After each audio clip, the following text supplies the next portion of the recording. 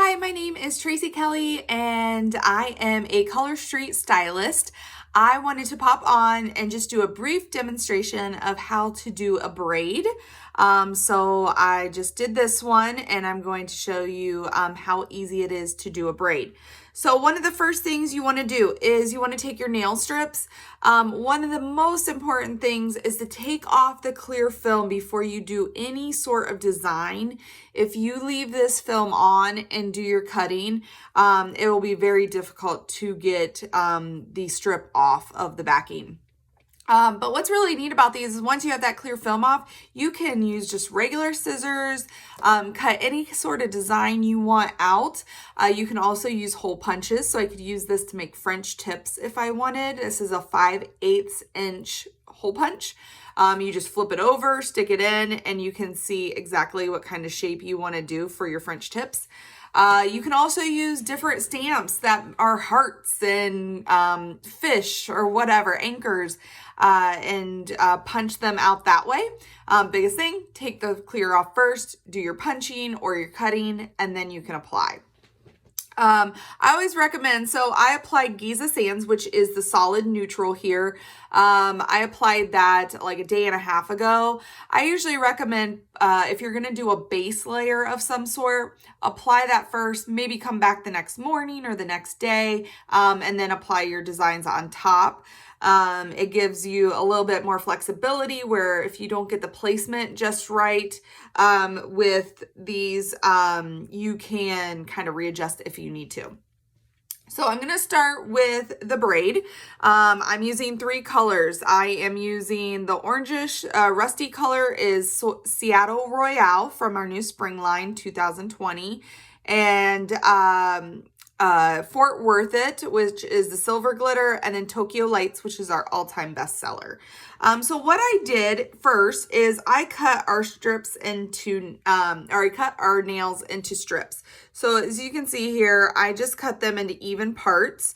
I did not measure them. I just kind of freehanded cut them right up through the middle. And then what I do is I take them off of the silver tab, and it separates them on here, and I want to separate them right away. That way they don't get stuck to each other. You can just gently pull them apart if they do. And then I just set them down in front of me because I'm just going to alternate. When I do the braid, I'm going to alternate what colors I'm doing. So I'm going back between the 3 colors. Okay. Okay, so I'm going to point this down and we're going to get started. Okay, so first, I don't think it really matters if they're exactly, but I started with the Seattle Royale on my other hand, so that's what I'm going to start with on this hand. So I already have these cut into the strips, and I'm just going to go diagonally across, and you don't need to be perfect with it. You can have the overage on each side if you want. And then I just take my fingernail or a cuticle tool and I perforate the extra off. You can also come back and do that when you have it all done. I do it as I go because then I use the rest of this strip to do another diagonal. So I just perforate that alongside the nail. I just have this little plastic cuticle tool that I use, and that trims it. I'm going to place that one down because I'm going to use that again in a minute. And then next I did the Fort Worth It, which was the silver. So I'm going to get one of my strips here. I already have cut. And I'm going to do the opposite way. This, you just want to get the tops. They do not have to be perfect. You just want to get the top portion, like the top of this orange and the top of the silver, kind of similar. But again, they do not need to be perfect because you're going to cover them up with the braiding. So once I get that in place, then I am just going to perforate the excess because I will use that on another thing. So I just score it with the cuticle tool. put that down. I'm going to go to Tokyo Lights next, which is our all-time bestseller. And it's gorgeous. It's a rose gold, one of my faves. So on the third strip, we're going to go back and we're going to run it alongside of our very first strip that we did. I'm going to lay it right down. I'll show you here before I press it down how I do it. Oops, if I go the right way. And see, I put it too far apart so I can actually lift it up and replace because I didn't press it down all the way. That's again why I recommend letting your base cure. So again, I ran it right along the Seattle Royale that I did first. Again, press, press, press. I'm going to use my cuticle tool. Normally I would use my fingernail instead of my the cuticle tool to perforate, but I sort of goofed and I did my other thumb on another video, and so I don't want to mess it up, so that's why I'm using a cuticle tool. So you can use your thumb or a cuticle tool. I recommend always doing your thumbs last because those are kind of what you use as your tools as you go along. Okay, so I have the three. So I went one this direction, one that direction, one back this direction. So I'm going to go the other direction now again with the Seattle Royale because that's the one I started with.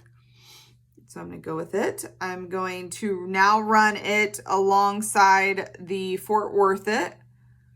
I'll put it in place and then show you.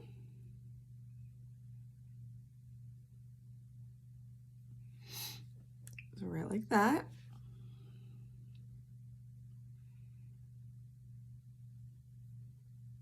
And take off the excess.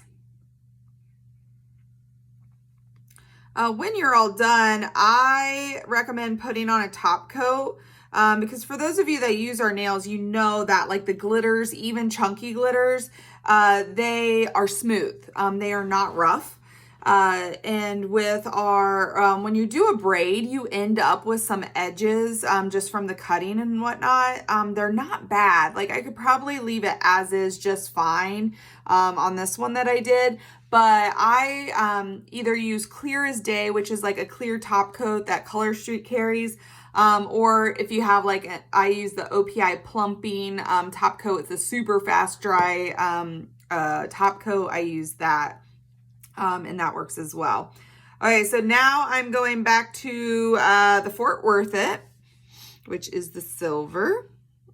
And you just keep going back and forth in that braid technique.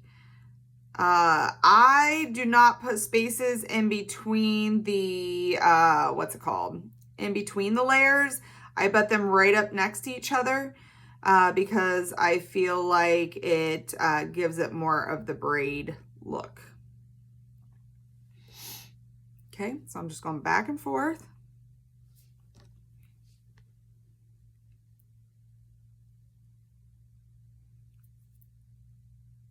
Okay, so I'm not going to do this whole thing. I'm going to finish it here in a few, but I wanted to get it started to show you how it works, and I'm going to show you how to do just some other designs like I did on my other finger or on my other hand. So I kind of did, they almost from a distance look like French tips, but they're actually diagonals. So how I did those is I just took some of this leftover Seattle Royale that I had and I just cut them at a diagonal. The diagonal doesn't really make a difference because you're going to place it how you want on your finger. So I'm going to start here. And again, I don't really press down. I kind of look at it first. We want the top of your angle, you want it to be in the middle of your nail. So we get a nice even. And then the other part doesn't matter a whole lot. And then I press it down. And then I'm going to take my cuticle tool.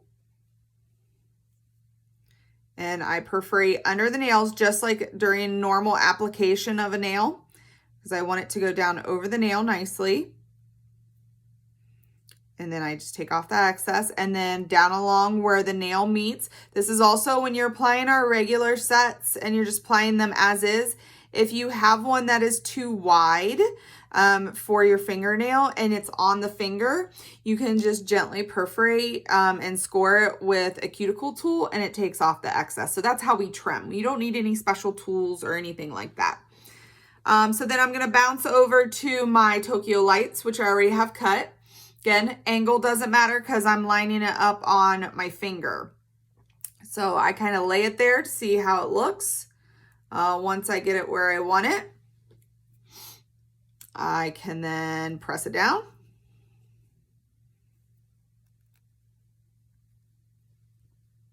I roll it down over the fingertip.